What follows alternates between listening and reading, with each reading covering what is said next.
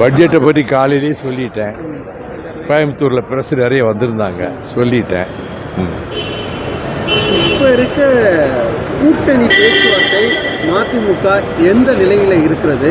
ஏன்னா திமுக கூட்டணியில் இருக்கிறீங்க, தொகுதி அடுத்த கட்ட நகர் எப்படி இருக்கும் அதை பற்றி? அது அவங்க பேச்சுவார்த்தை குழு திராவிட முன்னேற்ற கழகம் அறிவித்த உடனே மறுமலர்ச்சி திராவிட முன்னேற்ற கழகம் பேச்சுவார்த்தை குழுவை அறிவிக்கும், சந்திப்பாங்க. அப்போ நடக்கிற பேச்சுவார்த்தையை பொறுத்து தான் எத்தனை தொகுதி என்னங்கிறத பிறதான் முடிவாகும். இப்போ நான் எதுவும் சொல்ல விரும்பலை. நீங்கள் எப்பவுமே மதிமுகவில் ஒரு தீர்மான அறிக்கை தயாரிக்கக்கூடிய குழு அறிவிச்சாச்சு. அந்த குழு வேலை செய்துட்டு இருக்கு. எப்படி என்ன மாதிரி அறிக்கை தயார் பண்ணிட்டு இருக்காங்க. எப்பவுமே நம்ம வந்து இப்போ நடைபயணம் நீங்கள் மேற்கொண்டீங்க, அதில் முக்கியமான விஷயம் பார்த்துருப்பீங்க. அந்த அறிக்கையில் இடம்பெறதுக்கான வாய்ப்பு இருக்கா? அது இருக்கு, நிச்சயமா இருக்கு. பிரதானமாக ஒரு நீண்ட காலமாக ஒரு விஷயங்களை முன்னிறுத்தி நீங்கள் போராடிட்டு வர்றீங்க தமிழ்நாட்டு மக்கள் அடையாளமாக, அதில் விஷயங்கள்லாம் முன்னிறுத்துவீங்களா? அதை சொல்லுவீங்களா கூட்டணி தலைவர்கிட்ட?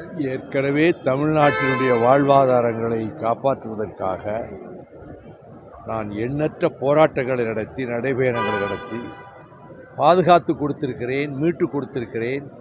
ஸ்டெர்லைட் நச்சாலையை மூட வைத்திருக்கிறேன்.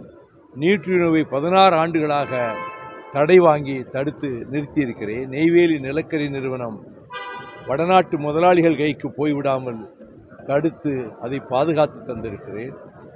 அதைப்போல தமிழ்நாட்டினுடைய பொது பிரச்சனைகளில் காவிரி தீரத்தில் methane gas, shale gas, hydrocarbon இவையெல்லாம் வரவிடாமல் ஊர் ஊராக சென்று நூற்றுக்கணக்கான ஊர்களில் பிரச்சாரம் செய்து அந்த மீத்தேன் அலுவலகத்தை அவன் காலி செய்து கொண்டு மறுநாளே, நான் எச்சரித்த மறுநாளே காலி செய்து கொண்டு போகிறான். இப்படி என்னை பொறுத்தமட்டிலே எங்கள் இயக்கம் பலவற்றை சாதித்திருக்கிறது.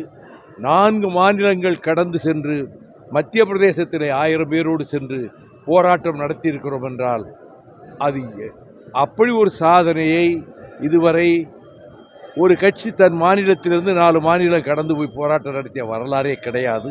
அதை மறுமலர்ச்சி திராவிட முன்னேற்ற கழகம் சாதித்து காட்டியிருக்கிறது. உறுதியான முடிவெடுத்து திராவிட இயக்கத்தை பாதுகாப்பதற்காக நான் திராவிட இயக்கத்தில் என்னுடைய முழு வாழ்வையும் அர்ப்பணித்திருக்கிறேன். ஆகவே திராவிட இயக்கத்தினுடைய ஸ்பியர் ஹெட்டாக, ஈட்டி முனையாக இருக்கின்ற திராவிட முன்னேற்ற கழகத்தின் தலைமையிலான மதச்சார்பற்ற அந்த கூட்டணி வெற்றி பெறும். திராவிட முன்னேற்ற கழகம் தனி பெரும்பான்மையை பெறும். தொடர்ந்து திராவிட மாடல் ஆட்சியை சகோதரர் மாண்புமிகு தளபதி ஸ்டாலின் நடத்துவார் என்று நான் முழுமையாக நம்புகிறேன். அதற்கான பிரச்சாரத்தில் நாங்கள் தீவிரமாக ஈடுபடுவோம். விஜய் அவர்கள், தமிழக வெற்றிகளை விஜய் அவர்கள் திமுக கூட்டணிக்கு எனக்கு தான் போட்டி அப்படின்னு தொடர்ந்து சொல்லியிருக்காரு. நான் வெளியில் வர மாட்டேன், வெளியில் வர விமர்சனம் செய்கிறாங்க. ஓட்டு வாக்களிக்கிற அன்னைக்கு கண்டிப்பாக வருவாங்க, ஒவ்வொரு வீட்லையும் தனித்தனியாக வருவாங்க, அப்போ என்னுடைய பலன் தெரியும் அப்படிங்கிறாரு. எந்த கருத்தும் நான் சொல்ல விரும்பவில்லை.